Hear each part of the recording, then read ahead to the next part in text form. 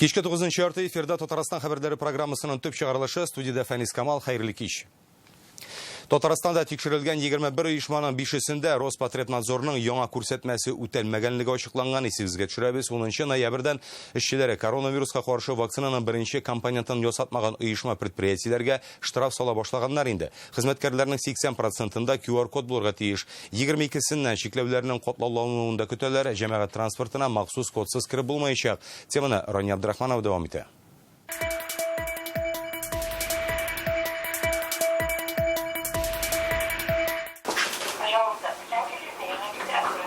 Казанның 2 номерлы пассажир транспорты предприятиесе биредә 1300 кеше хезмәт куя. Аларның 95% прививка ясаткан, вакцина алмаган, 5%-ын эштән читләштергәннәр. Отстранили от работы 17 человек. 17 кеше эштән читләштерелде, чөнки вакцина ясатудан баш тарттылар. Икесен дистантка күчердек, калганнарын транспорт йөртүче һәм кондукторларны читтән торып эшләтеп булмый. Приказ буенча тикшереп чыктык, алар барысы да бар документлары күрсәттеләр. Бу тикшерүләр безнең берничә көн дәвам итә. Без распоряжениеларны алдык. Кичә дә тикшердек, бүген дә тикшерәбез. Атна дәвамында Татарстанда 21 оешма тикшерелгән. 5-сендә коронавируска каршы вакцина ясатучы хезмәткәрләр саны 80%-ка тулмый. Аларның кайсы районнардан икәнлеген республикадагы санитар-эпидемиологик хәлгә багышланган брифингта әйттеләр. Это объекты в Балтасях. Бу Балташ, Алабуга, Түбәнкама һәм Казан оешмалары. Татарстанда 30 октябрьдән кертелгән чикләүләрнең берилеше үз көчендә кала. Күңелләшү оешмаларына төнлә хезмәт күрсәтү тыела. 60 яшьтән өлкән кешеләр үз изоляциядә булырга тиеш. Калганнар халык күп җыела торган объектларга QR-кодлар белән генә кертелә. 22 ноябрьдән шәһәр яны һәм районара җәмәгать транспортында да бары тик QR-код белән генә йөреп булачак. Брифингта белдерүләренчә, QR-кодны транспортка кергәндә түгел, билет сатканда тикшерәчәкләр. Бу эш кондукторларга йөкләнәм. Әгәр дә пассажирның QR-коды юк икән, аны төшереп калдырачаклар һәм яңа кагыйдәләр җир өсте транспортына гына түгел, метрога да кагыла. С 22 ноября 22 ноябрьдән вакцина ясатмаган яки аны ясатырга ярамаганлыгы турындагы белешмәсе булмаган 60 яшьтән өлкән кешеләрнең транспорт карталары да гамәлдә булмаячак. Кондукторсыз троллейбуслар әлегә линиядән алыныр мөгаен. Халык бу яңалыкларга ничек карый? Без аларның фикерен сорадык. У меня есть QR-код, ничего не изменится. Есть количество заболеваний. Ауручылар һаман артып тора икән, нидә булса эшләргә кирәк бит инде. Чикләүләрнең булай кырыслануы миңа бик кагылмас. Мин пенсионер, көтеп тә тора алам. Тик эшкә ашыгучылар өчен авыррак булыр мөгаен. Бу QR-код тикшерү проблема тудырыр инде. Бигрәк тә иртән халык эшкә барган вакытта кыенга туры килер. Башкача булмый. Вакциналаштыру коронавирусны туктатуның бердән-бер юлы, күмәк иммунитет булдыру мөһим дип белгечләр. Сәламәтлек саклау министрлыгы вәкилләре белдерүенчә, авыручылар саны көн сайын артса да, әлегә хастаханәләрдә урыннар җитә. Вакцинага да кытлык юк. Ревакцинациягә килүчеләрнең аз булуы гына борчу тудыра диләр. Әлегә Татарстанда 40 мең кеше коронавируска каршы прививканы икенче тапкыр ясаткан. Вакцина җитә, без оештырдык бер пункт вакцинация паркхауста, шул кешеләр генә, кем тели ревакцинацияны ясарга, көтәбез шул кешеләрне 40 мең УС. Үзе үк үрнәк күрсәтеп, Владимир Жаворонков бүген икенче тапкыр коронавируска каршы вакцина ясатты. Беренчесеннән соң температурасы күтәрелгән булган. Температура төшә. Республикада ковидның яңа көч белән күтәрелмәүе мөһим. Моның өчен һәркемгә ревакцинация ясау кирәк ди министр орынбасары. Рания Абдрахманова, Алия Сабирова, Алмаз Зыялдинов, Олег Мыльников, Яңа гасыр каналы. Татарстанда узган тәүлектә 250 кешегә коронавирус диагнозы куелган. 58-е хастаханәдә, 192-се өйдә булана дип хәбәр итә оператив штаб. Авыручыларның күбесе Казанда, 195 кеше, ил буенча тагын 40 меңнән артык кеше ковид йоктырган. Россиядә бер көндә 1235 кеше үлгән. Республикада соңгы тәүлектә 21 меңнән артык кеше вакцинада ясата. Рөстәм Миннеханов бүген видео элемташ Россия президентының Идел буе федераль округындагы тулу вәкаләтле вәкиле Игорь Комаров җитәкчелегендә узган утырышта катнашты. Дәүләтнең яшьләр сәясәте, яшьләр өчен инфраструктураны яхшырту, студентлар һәм волонтерларга ярдәм итү, яшь буынның үсеш мөмкинлекләрен арттыру турында сөйләштеләр. Татарстанның Дәүләт Советы, президент аппараты һәм республика хөкүмәте белән берлектә Клишас Крашенинников законы проектына 20 төзәтмә әзерли. Искәртеп үтәбез, атна башында Дәүләт Думасы ул документны беренче укылышта караган иде. 8 декабрьгә кадәр төбәкләрнең аңа төзәтмәләр тәкъдим итү мөмкинлеге дә бар. Бүген парламентның Дәүләт курылышы һәм җирле үзидарә комитеты утырышында депутатлар закон проектына карата әзерләнгән тәкъдимнәрне барлады. Яңа закон проекты Россия конституциясенә каршы килә диләр. Әзерләнгән төзәтмәләр төбәк җитәкчесе атамасына гына да кагыла. Депутатлар төзәтмәләре буенча ноябрь ахырында Дәүләт Советы сессиясендә фикер алышачак, шуннан соң алар Дәүләт Думасына юллана. Безгә килгән редакциядә кабул итмәскә дип. Чөнки безнең фикер шул, бүгенге үзгәртүләр кергәннән соң яңа редакциядә конституциягә кайсы бер законның пунктлары дип әйтик, алар туры килми. Безнең тәкъдимнәр, алар безнең Татарстанны гына түгел, башка бөтен 85 субъекты Россиянең, илебезнең 85 субъектына да кагылышлы. Чөнки субъектларның үзенең аның тарихы буенча, аның башка үзенчәлекләре буенча мөмкинчелекләре булырга тиеш. Татарстан кырларында эшләү өчен быел 12 миллиард сумлык заманча техника сатып алганнар: трактор, комбайн, чәчкечләр. Алдагы 3 елда республикада яшелчә саклау өчен махсус складлар да төзеләчәк. Бүген Дәүләт Советының экология, табигатьне саклау, агросәнәгать һәм азык-төлек сәясәте комитеты утырышында 2025 елга кадәр авыл хуҗалыгын үстерү программасы турында фикер алыштылар. Депутатлар аграр министр чыгышында тыңлады. Җәй кыру булу сәбәпле авыл хуҗалыгы оешмалары 40 миллиард сум табышын югалткан. Узып баручы ел авыл хезмәтчәннәре өчен катлаулы булды. Кырылып күп нәрсәгә аяк чалды. Дөрес, хәзер авыл хуҗалыгы ярминкәләрендә продукция мулдан тәкъдим ителә, бәяләр дә кулай кебек. Тик күрсәткечләр мактанырлык түгел. Хуҗалыклар 40 миллиард сумнан артык табышны югалткан. Бәрәңге һәм чөгендернең дә уңышы 30%-ка азрак. Кырлык белән булган анан нәтиҗәсе дип әйтергә мин тискәре нәтиҗәсе ул күпмедер дәрәҗәдә бездән алына торган икмәкне дә, аннан соң яшелчәләрне дә, бәрәңгеләргә дә аларның күләмен бермә-бер киметте. Шулай булуга карамастан да республикада бу продукция белән тулаем тәэмин ителеш бар. Әлбәттә, калган елларга караганда кыйбатрак. Уңышның аз булуы бер бәлә, җыеп алынганын сакларга урын булмау тагын бер зур борчу. Яңа корылмалар, заманча җиһазлар кирәк. Алдагы 3 елда бу хәл уңай якка үзгәрергә тиеш. Яңа бина төзергә җыйналар. Ул 100 миллион сумга төшәчәк. Шәхси оешмаларның ярты чыгымын дәүләт капларга җыена. Министр сүзләренә караганда бу проектны Татарстан президенты хуплаган. Президентом у нас обсуждение было, сегодня готовы. Президентның фикер алышы булды. Бүген документлар әзерлибез. Бәрәңге һәм яшелчә саклагычларын өстәмә төзергә планлаштырабыз. Безнең инде бүген үк предприятиеләр исемлеге проект эшләре дә бар. Киләсе елга кыш дәвамында төзелеш эшләрен башларга планлаштырабыз. Өстәмә рәвештә 20 мең тоннага булса да эшләргә телибез. Гаилә фермаларын үстерү буенча грант ярдәме сорап халык азрак мөрәҗәгать итә башлаган. Быел Татарстанлар шәхси хуҗалыкларны үстерү максатыннан дәүләттән 403 миллион сум акча алган. Узган ел 5 миллион сумга якын иде. Әмма башка юнәлеш буенча финанслау күләме кимеми. Быел авыл хуҗалыгына яңа җиһазлар һәм техник сатып алу өчен 12 миллиард сумнан артык акча бүлеп бирелгән. Карарлар мәсьәләсе дә көн үзәгендә. Белгечләр буенча без эшне алып барабыз. Үзебезнең аграр-ветеринарный университет белән дә эшне алып барабыз. Райондагы техникум колледжлар белән дә эшне алып барабыз. Бүген практика мәсьәләсе безнең оешкан. Бүген бөтен студент, һәр студент безнең практика узырга тиеш, именно хуҗалыкка чыгып. Басуларда көзге уҗым яхшы тишелгән дип белгечләр. Киләсе җәйдә һава торышы әйбәт булып, яңгырлар вакытында яуса, быелгы кырлыкның югалтулары капланыр дип өметләнәләр. Илдар Сафиуллин, Вадим Илларионов, Яңа Гасыр каналы. Зәй районында бүген капиталь төзекләндерүдән соң берничә объект ачылды. 15 ел буе көтелгән юл, ярты гасырлык төзелгән балалар бакчасы һәм Төги авылы җирлеге бинасы. Төзекләндерелгән юллар һәм капиталь ремонт ясалган биналар җирле халык өчен нинди мөмкинлекләр ачканын Альбина Валиева күреп кайтты.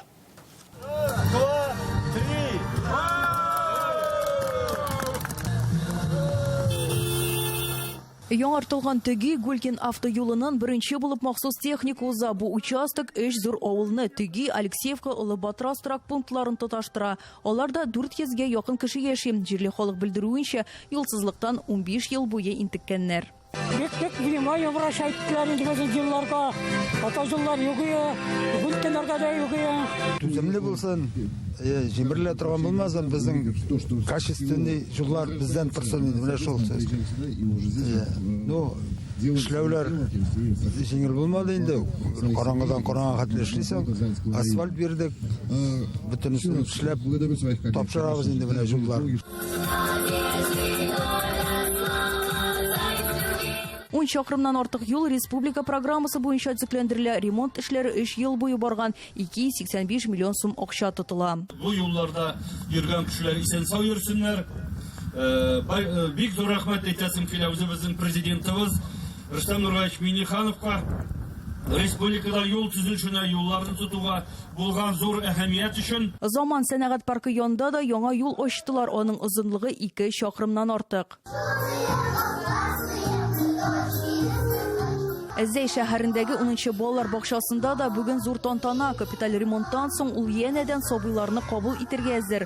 Аның бинасы 50 ел элек төзелгән. Ачылганнан бирле бер тапкырда ремонт ясалмаган. Мәктәпкәчә учреждение 170 балага исәпләнгән. Һәрбер бүлмә, һәрбер группа җиһазландырылган, яңа уенчыклар китерелгән. Бу инде безнең өчен бик сөенечле хәл. Бик зур рәхмәт безнең ремонт ясаучыларыбызга, чөнки бик матур, бик төгәл, бик чиста, яңаша, яңа ысуллар белән ясалган ремонт. Теги ол җирлеге хакимияте хезмәткәрләре дә уңайлы шартларда эшләячәк. 1974 елгы бина танымаслык булып үзгәргән. Пластик тәрәзәләр, якты бүлмәләр, яңа җиһазлар. Альбина Вәлиева, Александр Лихачев, Яңа Гасыр каналы. Акыл үсешендә тайпылышлар булган инвалидларны тернәкләндерү өчен нигә казнада акча юк? Бу турыда Реальное время интернет газетасыннан укый аласыз. Тиздән Татарстанда китапханәчеләр берләшмәсе барлыкка килергә мөмкин. Бүген Дәүләт Советының Мәгариф, Мәдәният, Фән һәм милли мәсьәләләр комитеты әгъзалары шундый тәкъдим белән чыкты. Аларның күчмә утырышы милли китапханәдә үтте. Яңа берләшмә китапханәләр үсеше өчен өстәмә акча җәлеп итәргә һәм федераль конкурсларда катнашырга мөмкинлек бирәчәк диләр. Киләчәктә китап йортларының барысы да заманча интернет белән тәэмин ителергә тиеш, эшкә яшь белгечләрне күбрәк җәлеп итәргә җыйналар. Хәзерге вакытта китапханәләрдә нигездә 50 яшьтән өлкән кешеләр хезмәт куя. Комитет утырышында китап укучылар санын арттыру мөһимлеге дә ассызыкланды. Аның төп максаты мәгърифәт тарату, белем тарату һәм мәдәни агарту халыкны. Бүгенге җәмгыятькә караганда, минемчә, бу миссиялар бермә-бер арта, чөнки аның торышын, аның халәтен без барыбыз да күреп торабыз, бигрәк тә яшьләрне. Китап белән дуслык кызганычка каршы өзелде. Рөстәм Миңнеханов бүген хөкүмәт йортында ВТБ президенты урынбасары идарә рәисе Денис Бортник белән очрашты. ЕСГ тармактагы хезмәттәшлек турындагы килешүгә кул куйдылар. Ул социаль һәм экология проектларын тормышка ашыруны, уңайлы шәһәр мөхите булдыруны, эшмәкәрлекне үстерүне күздә тота. ВТБ Татарстанның күптәнге стратегик партнеры, республиканың күп санлы предприятиеләре белән уртак проектларны тормышка ашыра, кече һәм урта бизнеска, сәламәтлек саклау тармагына, төбәктәге экология һәм мәгариф проектларына ярдәм күрсәтә. Киләсе елда банк Татарстан хастаханәләрен җиһазландыруга һәм уңайлы шәһәр мөхите проектын финанслар кертәчәк. Җылылык бирүче компания кышка әзер. ТГК-16 җәмгыятенең станцияләре яңа сезонга әзерлек паспортлары алды. Димәк, алар халыкны быел кыш җылылык белән өзлексез тәэмин итәчәк. ТГК-16 Казанның 3-нче һәм Түбән Каманың 1-нче ТЭЦлары җылылык бирү сезонына әзерлек паспортларын алды. Технологик әзерлек индексы иң югары дәрәҗәдә. Бу яхшы күрсәткеч. Көзгә-кышкы чорга әзерлек вакытында ТГК-16 җәмгыяте 61 төрле цикләндерү эшләре башкарган. Бу энергия бирүче пар казаннарын һәм пар турбиналарын ремонтлау. Была проведена масштабная работа. Җылылык белән тәэмин итү объектларын ремонтлау, техник яктан яңадан җиһазландыру буенча зур эш башкарылды. Моның өчен миллиард ярым сумнан артык акча тотылды. Хәзер инде төп цикләндерү эшләре тәмам. ТГК-16 җәмгыяте өчен ягулык сезоны бер кайчанда тукталмый. Алар зур сәнәгать оешмаларын, электр энергиясе һәм җылылык белән ел әйләнәсе тәэмин итә. Станцияләрдәге резерв ягулык запаслары да тиешле дәрәҗәдә тупланган. В соответствии с приказами Минэнерго. Ягулыкның резерв запасы Россия энергетика министрлыгы билгеләгән нормативларга туры килә. Бүгенге вакытта ул 4% тәшкил итә.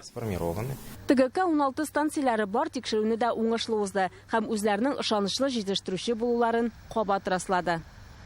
2000-гә якын хәрби 300 берәмлек техника һәм 5 көн дәвамында хәрби шартларда күнекмәләр уздыру. Бүген Казанда тынычлык саклаучыларның халыкара өйрәнүләре тәмамланды. Ул Татарстан тарихында беренче тапкыр үтте. Нерушимое братство, кохшамас туганлык дип исемләнгән өйрәнүләрдә Россия, Белоруссия, Армянстан, Казакстан, Таҗикстан һәм Кыргызстаннан вәкилләр катнаша. Бу чара 1992 елда төзелгән күмәк иминлек турындагы шартнама нигезендә оештырыла. Ябылу тантанасына Татарстан Дәүләт Советы рәисе Фәрит Мөхәммәтшин дә килгән иде. Аңа хәрби техниканың иң яңа үрнәкләре белән таныштырдылар.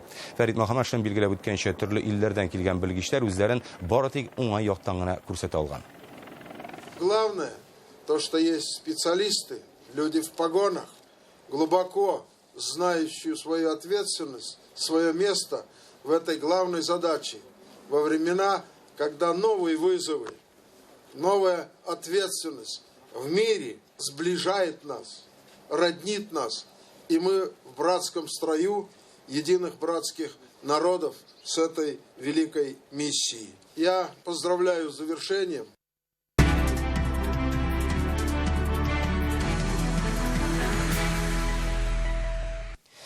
Татарстан халык санын алу буенча илнең иң актив төбәкләре рәтендә бу хакта Татарстан стат җитәкчесе Наталья Гатауллина хәбәр итте. Быел халык санын алуга 8 меңгә якын кеше җәлеп ителгән.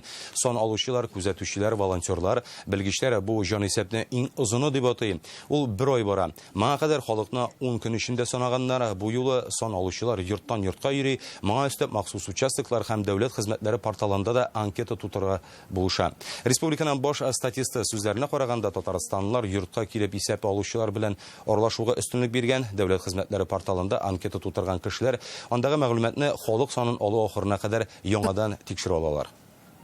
Перепись в республике состоялась. Республикада халык санын алу уңышлы узды дип әйтеп була. Киләсе атнадан нәтиҗә ясый башларбыз дип уйлыйм. Әлегә кирәкле материаллар җыябыз, гомуми саннарны исәплибез. Әмма җанисәп әлегә тәмамланмаган, халык санын алуда катнашу мөмкинлеге бар. Мы постараемся достучаться до этих людей.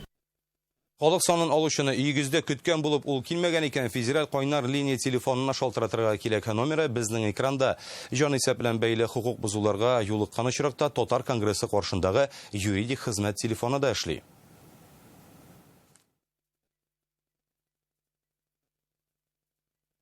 Россиядә халык санын алу 2 көннән тәмамлана. Якшәмбе соңгы көне быел җанисәп моңарчы булган сораштырулардан аерылып торды. Аның яңа форматы бөтен татарларны берләштерү мөмкинлеген дә бирде. Без моның шулай икәненә милләттәшләребез белән аралашкач инандык.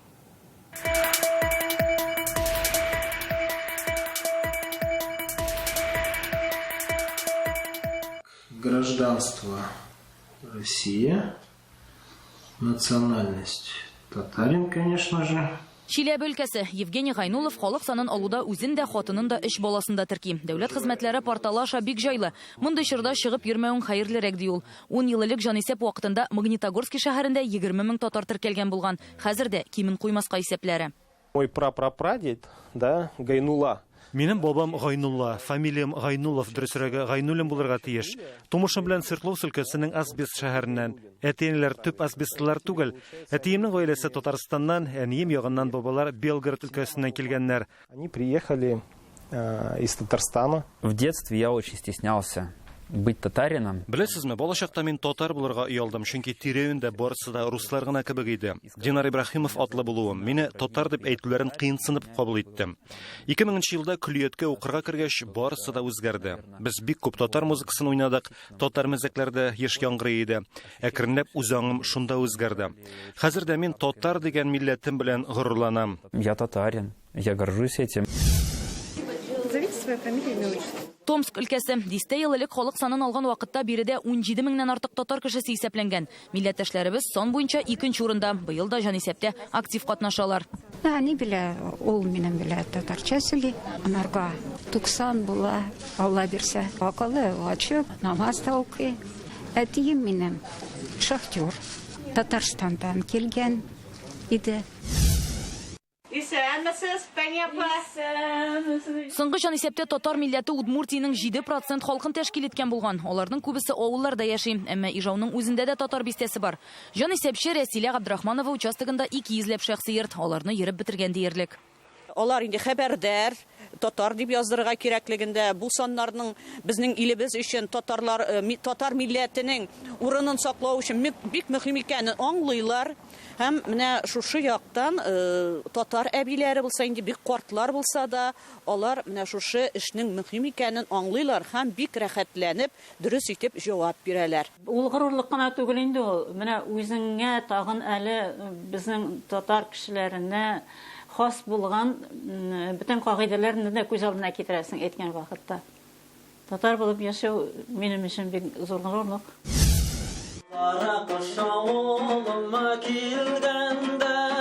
Базарбай Бикшәнтәев тумышы белән Кытайдан, әмма Татарстаннан еракта үссәм дә, ата-бабаларымның кендек каны тамган ватан үзенә тарта ди. Татар булу белән чиксез горурлануын яшерми. Татар халкын элегелектән Сабан туй һәм динни бәйрәмнәр, Уразайт, Курбан гайт, шундай бәйрәмнәр берләштерсә, хәзерге менә җан исәптә шулай ук халкыбызның бердәмлеген, бергәлеген тагында ныгайтып җибәрде дип әйтергә була.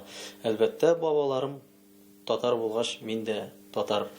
Шуңа җан исәптә татар булып язылдым, гаиләмдә шулай ук. Җирнең кайсы континентында яшәсәләр дә татар егет кызлары татар булып кала. Финдия Газизовның да Австралиягә күчнеп китүенә 3 ел, әмма туган җире белән элемтәдә. Халык санын алуда дәүләт порталы аша катнашкан. Госуслуги хезмәте аша шунда кереп, шундагы сорауларга үзебезнең ана телендә, татар телендә җавап бирдем. Әлбәттә инде татар, мин татар булып тудым, татар булып үләчәкмен иншаллах. Татарлыкның никадәр кадерле икәнен чит илдә генә аңлыйсың аны. Чөнки ул шул кадәр менә тансык монда чит илдә. Быелгы җанисәп башкаларыннан үзгә иде. Үз халкыбыз өчен бу вакыйганың сан алугына булмавын күрсәтте. Ул безне уртак теләк, бердәм милләт булып калу теләге аша берләштерде. Томск, Магнитогорск, Удмуртия телевидениеләре ярдәмендә Рания Абдрахманова, Руслан Хыснетдинов, Олег Мыльников, Яңа гасыр каналы. Халык санын алуда катнашу милләтебез алдындагы бурычыбызны үтә. Бу әби бабаларыбыз гасырлар буе саклап килгән бай милли мәдәни мирасыбызны югалтмау өчен мөһим дип белдерде Татарстанның халык шагыйре, җәмәгать эшлеклесе Розил Вәлиев. Татар булу ул бер караганда горурлык, икенче караганда җаваплылык. Без милләт каршында җаваплы. Бу бит татарлыкка сынау. Менә татар халкы ничек булыр? Аның саны күпме булыр? Ул бит сан һәр вакытта сифатка әверелә. Без шул турыда укып үстек мәктәптә үк. Әгәр сан сифатка әверелергә тиеш икән, яхшы сифатка әверелергә тиеш икән, димәк безнең саныбыз да күп, ишле булырга тиеш. Казанның зур концертлар залында Фәрит Яруллинның Шүрәле балетына нигезләнеп язылган сюитене тәкъдим иттеләр. Концерт әле берничә минут элек кенә тәмамланды. Мәдәни чарада хезмәттәшем Чулпан Касыймова да эшләде. Чулпан, үзеңнең һәм тамашачының яңа әсәрдән алган тәэсирләре нинди? Хәерле кич, Фәнис. Әлеге минутларда Салих Сәйдәшев исемендәге зур концертлар залында Фәрит Яруллинның Шүрәле балетына нигезләнеп язылган сюиты яздырылган флеш-картаны тәкъдим итү кичәсе тәмамланды. Аны Ла Примавера оркестры җитәкчесе Рөстәм Әбязов иҗат иткән һәм ул аны татар балеты оешуга 80 ел тулуга багышлый. Эштәлеген инде хәзер балет һәм операда яңгырамый торган музыка белән байта. Концерт башланыр алдыннан без маэстроның үзе белән дә аралашып алдык. Әйдәгез аны тыңлап үтик. Из любого балета, любого композитора, которого вы возьмете, всегда есть сюита. Из балета Шарле такой сюиты не было. И вот я обратился в Министерство культуры с предложением создать такую сюиту. Сюита яздырылган флеш-карта 500 дәнә. Ул бушлай балалар музыка мәктәпләренә, югары уку йортларына бүләк ителә. Диск шулай ук ТНБ һәм Татарстан дәүләт телевидениесе фондына да тапшырылачак. Менә мин бәләкәй чакта радиодан бу мелодияларны тыңладым. Әле мин композиторларын да белмәдем. Ул мәктәбендә музыка дәресләрендә дә без аны өйрәнмәдек. Әмма ләкин менә бу безгә якын яхин мелодиялары алар сеңеп барды һәм мин бүген бик шатландым. Яңа вариация, яңа оркестровкалар бу коллектив безгә тәкъдим итте. Шушындый музыканы тыңлаган вакытта күңелдә булган бөтен хисләр моңлана, бөтен күңелдә булган бөтен кыллар калтырый. Һәм инде миңа калса, шушындый музыканы тыңлаган вакытта үзеңнең чын татар булганлыгын аңларга була. Тагын шунысы игътибарга лаек, Шүрәле балетының айрым изекләренең бердән-бер язмасы гранд пластинкаларда сакланган. Ул 1970 елда Фуат Мансуров җитәкчелегендәге зур татар оркестры тарафыннан яздырыла. Әлегә шулар, Фәнис. Рәхмәт, Чулпан. Турдан-туры элемтәдә хезмәттәшем Чулпан Касыймова иде. Аларның эше тынычлык һәм үзара дуслык урнаштырырга ярдәм итә. Бүген Татмедиа агентлыгында каләм ияләрен бүләкләделәр. Диплом һәм мактау кәгазьләрен республика күләм оештырылучы 3 конкурс җиңүчеләренә тапшыралар. Журналистлар арасындагы әлеге бәйгеләр дәүләт программалары нигезендә үткәрелә. Ватанпәрвәрлек хисләрен тәрбияләү, конфессияара мөнәсәбәтләр, экстремизмга каршы көрәш темаларын иң яхшы яктырткан журналистлар арасында Яңа гасыр каналының Себни тапшыруы хәбәрчесе Илзилә Юзаева да бар. Бүген шулай ук Татарстанның яшьләр эшләре министрлыгы республикада яшьләр сәясәтен тормышка ашыруда өлеш керткәннәре өчен 5 хезмәттәшебезгә ТНВ Планета каналында яңалыклар алып баручы Гөлназ Гыниятовага, хәбәрчеләр Алия Хәйретдинова, Ромил Галиуллин һәм оператор Гадел Миндубаевка рәхмәт хатлары тапшырды. Бүген Шаянга 3 яшь тулды. Татар телендәге беренче балалар каналы Шаян ТВ үзенең туган көнен билгеләп үтә. Шушы кыска гына вакыт эчендә ирешелгән уңышлар турында матбугат очрашуында да сөйләделәр. Каналда 20дән артык файдалы һәм мавыктыргыч тапшыру, 10 меңгә якын кызыклы мультфильм, халыкара дәрәҗәдәге фәнни популяр проектлар да әзерләнгән. Алып баручылар Тиктормас, Шаян малай Биби балаларның иң якын дусларына әйләнде. Англия, Америка, Бразилия, Төркия мультфильмнары татар теленә тәрҗемә ителә. Миллионлаган татар баласына туган телне өйрәтәләр. Зәңгәр экраннар аша гына түгел, интернетта да. Әти каналның TikTok фабрикасы эшли башлады. Быел безнең яңалык Татарстан Республикасы президенты каршындагы татар телен саклау һәм үстерү мәсьәләләре комиссиясе ярдәме белән Шаян Әлифба дигән проект ачтык. Бу безнең татар проекты, бу татар хәрефләрен өйрәнү, әлифбаны өйрәнү. Менә бу беренче. Икенчесенә килгәндә безнең проектларыбыз бит инде бар. Акыл батыл бар, тамчы шоу дигән программалар бар. Бик күп программалар бар. Аннары безнең бик күп рубрикалар бар. Шул рубрикаларда без татар телен өйрәтәбез. Бүгенге менә шулар иде. Сәламәт булыгыз.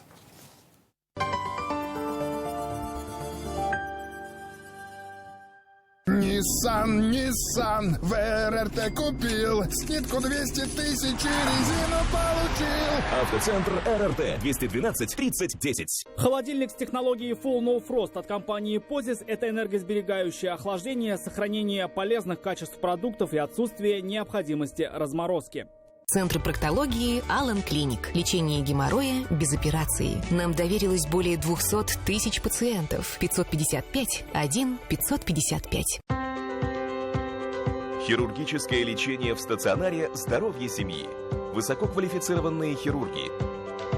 Современные операционные, комфортные палаты. Казань, 2-я юго-западная, 35.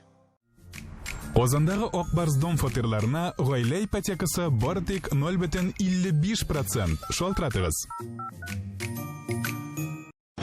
Сенсация! В Казанском цирке с 29 октября и все каникулы цирковая программа «Звезды манежа». Какой опасный момент! Коллекторы вышли на след и вот-вот начнут преследовать жертву. Но Банкрот-центр поможет списать долги, защитит вас и вашу семью. Записывайтесь на бесплатную консультацию.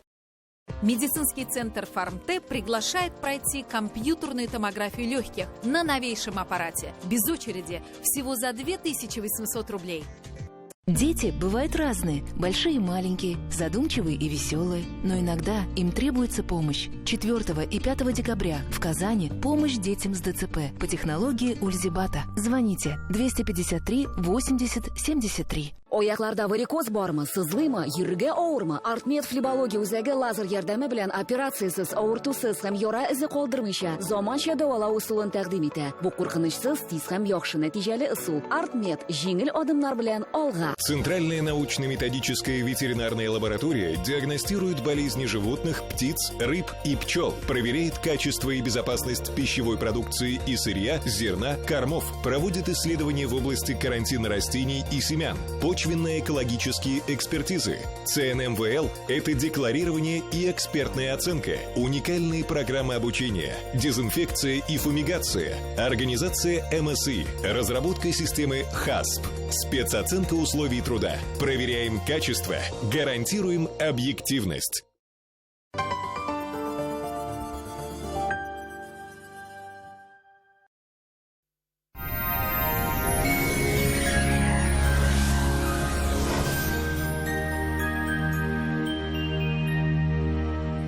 Исәнмесез эфирда һава торышы чыгарылышы. Иңлек сезнең игътибарыгызга кыска гына мәгълүмат. Яңа аш бүлмәсе кирәк икән, сузмагыз, Данил Мастерга кичектереп түләү шартлары белән заказ бирегез.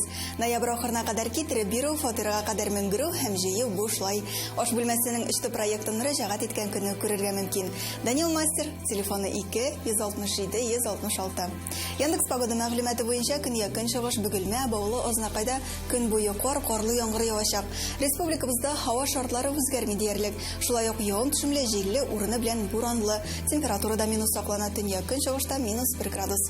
Татарстанның төньягы Әгерҗе, Минзәлә шулай ук болытлы һәм явым төшемле. Киләсе атнада температура тагын берничә градуска төшә, җил тына, явым төшемнәр кими дип фаразлый синоптиклар. Төньяк көнбатыш Арча, Кукмара, Балтачта кар явачак, көндез төньяктан көчле җил көтелә. Көньяк көнбатыш Болгар, Буа, Чүпрәлдә көндез буран булу ихтимал, кичкә явым төшемнәр кими.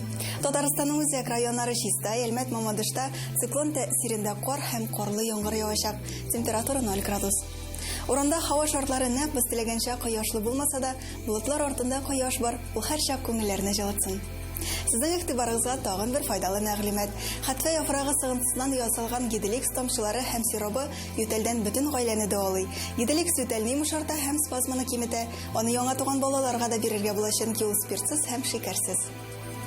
Кем бездә барлык лайкларны җыячак, ә безне ютәл шитләтеп үтә. Натураль хәтфә яфраклар кушылган Гиделикс препаратын сабыйларга да кабул итәргә ярый. Гиделикс дәвалый, ютәл башка янамый. Яхшы протест шиттә торсын. Без буны хәтта некроз стадиясендә дә торгызырга сәләтлебез. Операциясыз бортик бер укол ярдәмендә. Хәзер үк доктор Ос медицина үзәгенә ярты бәясенә кабул итүгә языл. Доктор Ос федераль җилтәр медицина үзәге аортусыз һәм операциясыз умыртка баганасы һәм бунар проблемасын хәл итүдә ярдәм күрсәтә. Инде 12 ел буе клиника табиблары ярдәмендә Россиянең 10 шәһәрендә 70 меңгә якын очрак операциядән башка ярдәм ителгән. Казанда карлы яңгыр явачак, төньяк көнбатыштан уртача тизлектә җил. Атмосфера басымы теркемеш баганасының 748 мм тәшкил итә, һаваның чагыштырмача дымлылыгы 90%. Җирнең магнит кыры тыныч. Бүгенгә менә шулар, күңелле яллар сезгә. Исән-имин булыгыз.